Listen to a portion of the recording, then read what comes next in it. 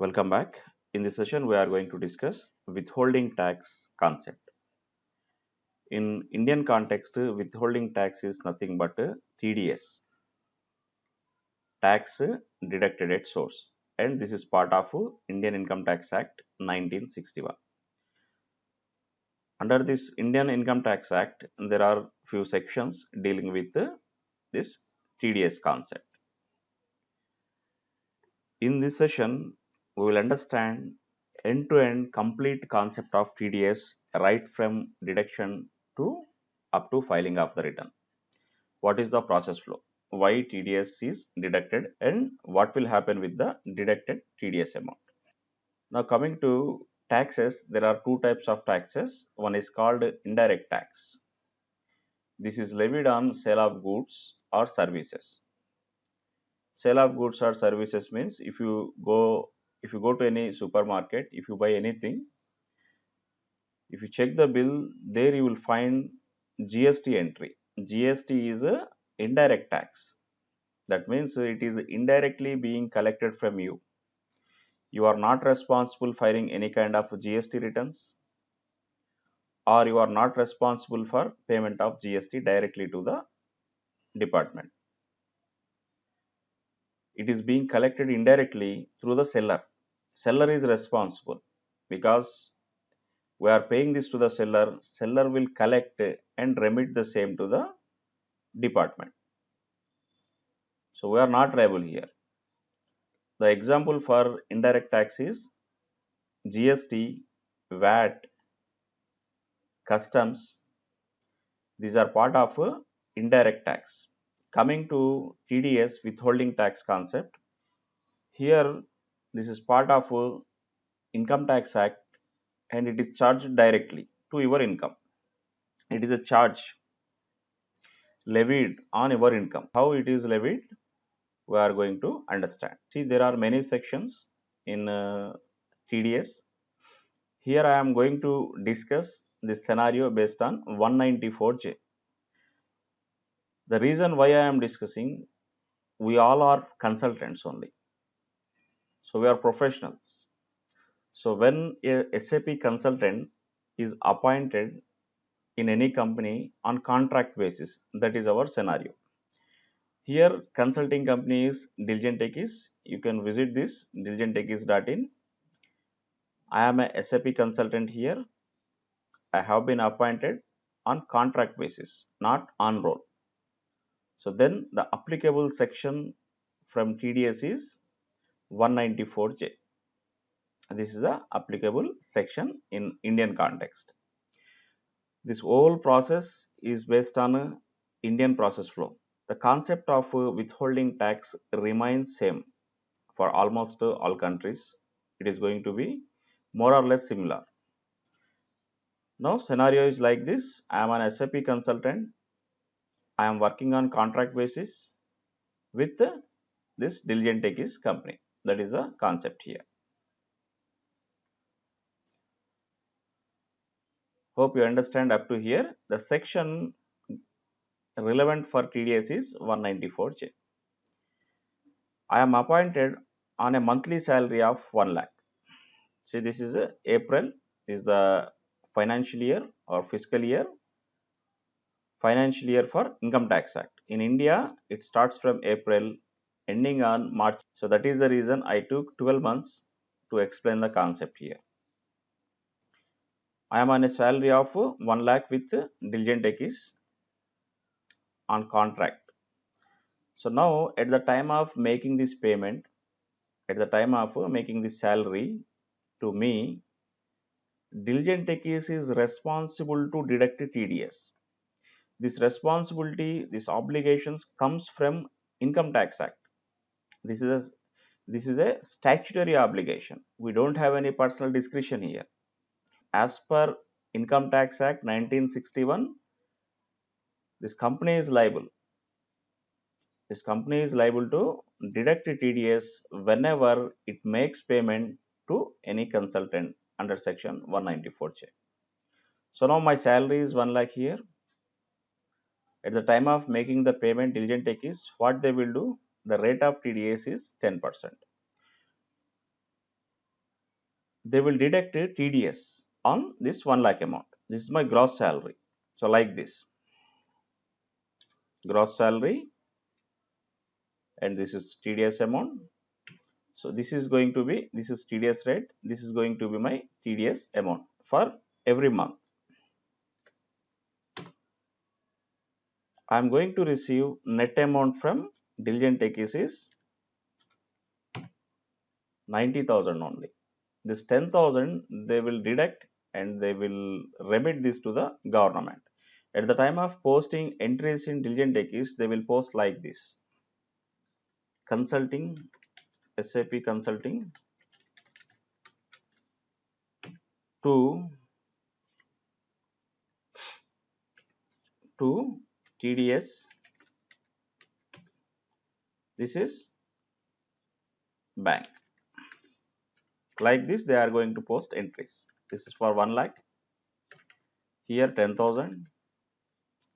Here 90,000. They are paying 90,000. They are deducting the TDS and they are paying net amount to me. So I am going to receive, this is my net amount. This is my total TDS. This is month wise TDS. This TDS amount, once they deduct this TDS amount, what they will do, they will remit this. Now right now this is in credit side. This is credit. Now TDS debit 10,000 to bank, credit. This is the entry company is going to post when they make the payment or deposit this amount to department. These are the entries going to be posted at this level. Hope you understand up to here. The next step, you will understand what will happen after deducting this TDS at Diligent Techies level.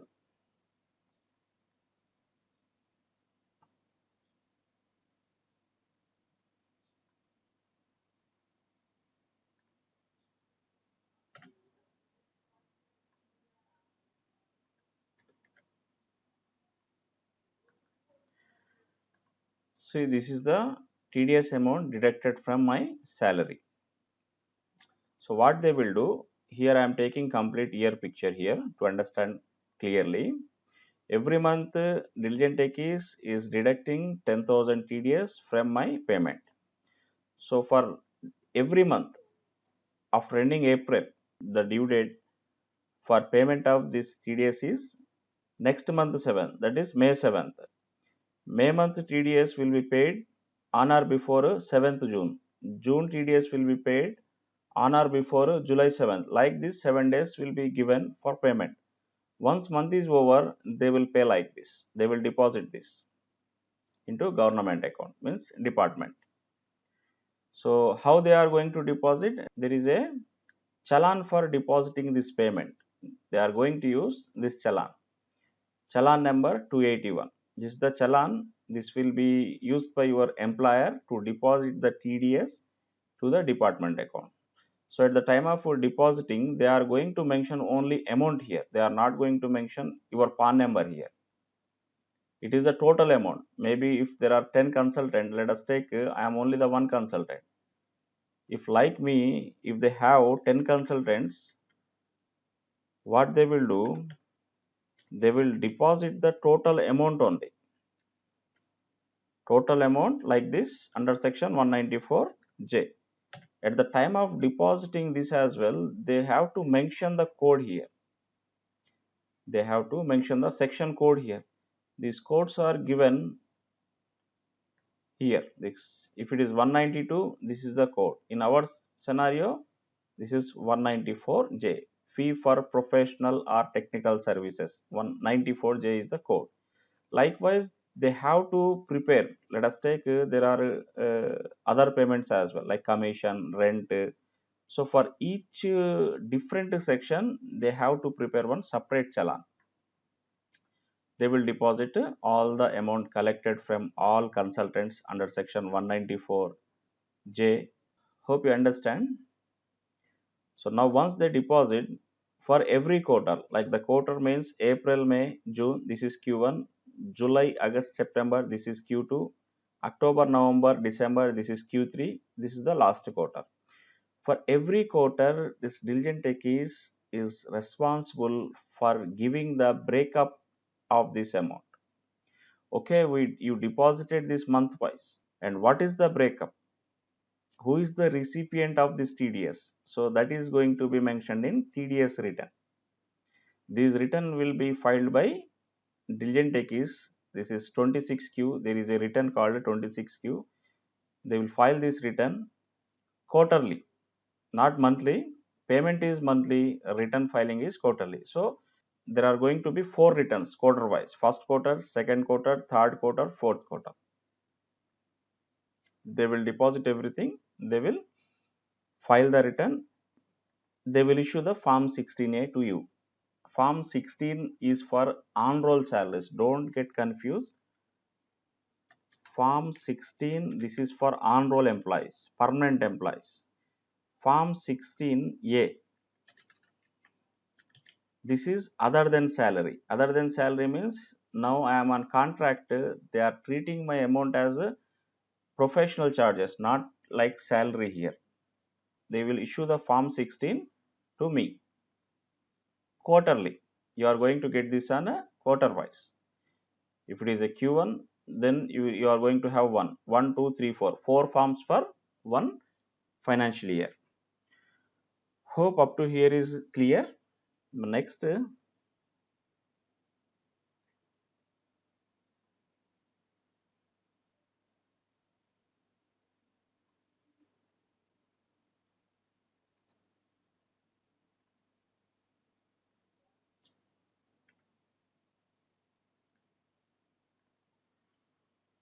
this is the TDS return example here. For Q1, at the time of filing, they will give like this: April, May, June, this year, what is the gross amount, what is the TDS deducted, what is the net amount payable.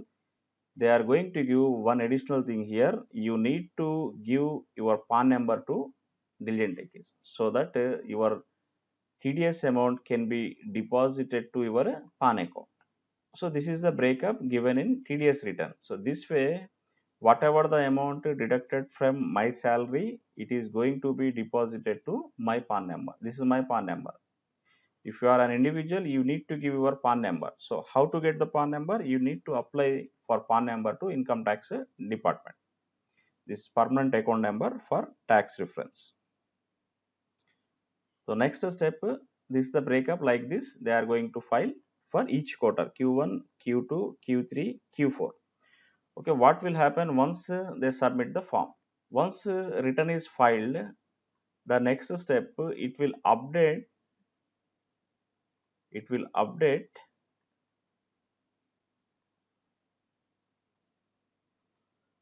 update like this in our form 26as. What is form 26as?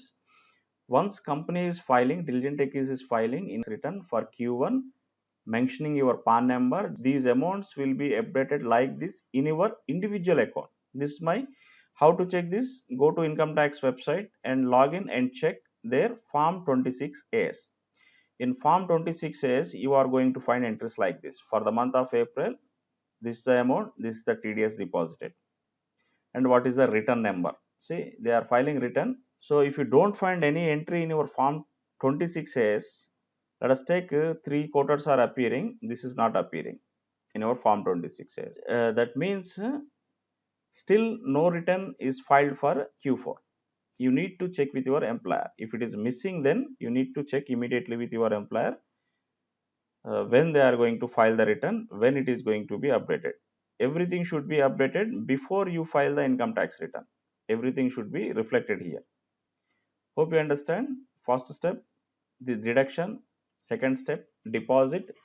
Third step, TDS return will be filed by diligent techies mentioning your PAN number. Fourth step, 26as. So everything should be reflected in our 26as. If any entry is missing in your these details, then you need to check with your employer immediately why it is not appearing, though it is deducted from your salary amount. Hope you understand up to here.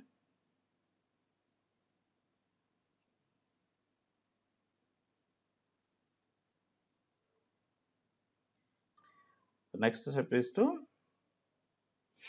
understand the return process. See, everything is updated as per our deduction to Form 26A. Now this is the time to file the income tax return. Then here I am filing this return. Since I am also liable to file the income tax return because I have income above the threshold limit prescribed under Income Tax Act 1961. So this is my income here. I am getting 12 lakhs from consulting. See, this is the consulting income. Apart from the consulting, I have other sources income, so that I mentioned here. My total income for this fiscal year means from here, this is the period April 2020 to March 2021. My income is 12 lakhs 50,000. In Income Tax Act, there are deductions under Section 80 like LIC payments, house rent, health insurance. Like this, there are deductions. There are many sections under 80. So whatever the deductions applicable to you, as per the deductions, I am eligible to get a deduction of 2 lakhs here. So my net taxable income is 10 lakhs 50,000. This 10 lakh 50,000, I have to calculate like this. This is the sample slab I have taken. Maybe the current slabs you need to check with your tax consultants, or you can take it from reliable sources or from income tax website as well. This is the slab for individual taxation. I have 10 lakh 50,000 income here. So up to 2 lakh 50,000, from this amount 0%. There is nothing. This is exempted. From 2 lakh 50,000 to 5 lakhs, I am liable to pay a tax of 10%. So the difference is 2 lakh 50,000, and the 10% is 25,000. Similarly, 5 lakhs to 10 lakhs, amount is 5 lakhs. On 5 lakhs, 20% means here 1 lakh. Above 10 lakhs, here I have 50,000. On this 50,000, 30% means 15,000. So total tax payable amount is 1,40,000. 1,40,000 is tax payable by me. Here TDS comes into the picture. Whatever the TDS your employer deducted from your salary, that you need to mention here. TDS already deducted from my salary. This is my TDS. You can go and check my Form 26AS. So whatever the TDS amount you are claiming here, that should be reflected in Form 26AS. Otherwise, income tax department, they won't accept these claimed figures here. They should be same as 26AS figures. There should not be any deviation. So my TDS is already deducted by Diligent Techies. This is my amount. So net amount I am liable to pay is 20,000. So this is the charge to your income. It is being collected through TDS. At the end of the year, you need to file income tax return. Remaining tax payable is 20,000. I have to fill a form and pay the tax under Section 140A self-assessment tax 20,000. Hope you understand. Let us take another example. Here I don't have this 50,000. So net taxable amount is 10 lakh only. 10 lakh. Again we have to pay 5,000 tax. So this is the whole process of TDS, right from deduction and the deposit process, challan process, Form 16A, and this is the return breakup for your overview. This return is going to be like that. See, I am a consultant. If I don't give my PAN number to Diligent Techies, instead of 10%, as per Income Tax Act, if anybody is not furnishing their PAN number to the deductor, then straight away deduct 20% tax, irrespective of rates mentioned under sections. So it is going to be higher amount. So it is better to apply for the PAN card. Here there are few questions. I saw many students, they don't know about the TDS. They are under the impression that this Form 16 can be issued manually. It is not like that. Everything is online now. Whatever the Form 16 you are getting, you can go and validate online as well. All the data is available online. So it is being issued from the online only. Maybe 4-5 years ago, this Form 16A used to prepare manually by the employer along with their rubber stamp, like that it was there. But now in 2020, we don't have the scope for manual Form 16, Form 16A. If anybody is saying that they are issuing the Form 16, Form 16A, Form 16 for on-roll, Form 16A other than salary. So don't get confused. Don't believe, because there is nothing like that in 2020. Everything is digitalized. You can go and check your Form 16. So that is the reason many students who are submitting their fake experience, they are getting caught in Form 16 because of no knowledge about the genuine one. Hope you understand this whole process. I will share this file. Check the link below in description. This is part of my course on Udemy. If you are interested, you can go and take the course. Thank you.